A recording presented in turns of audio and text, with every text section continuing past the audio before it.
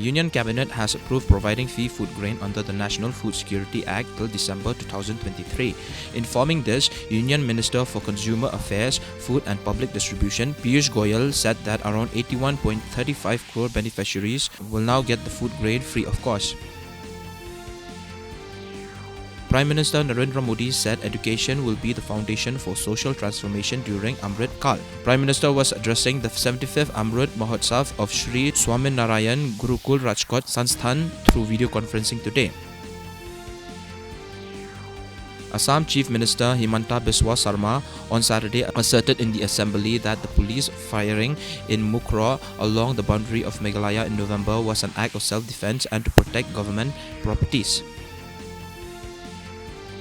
2% of the total passengers on international flights will undergo random COVID testing on arrival across all Indian airports from today.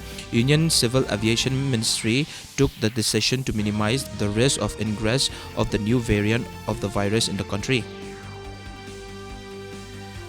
Prime Minister Narendra Modi will share his thought with the people of the country and abroad in the Mann Ki Baat program on All India Radio at 11 a.m. tomorrow.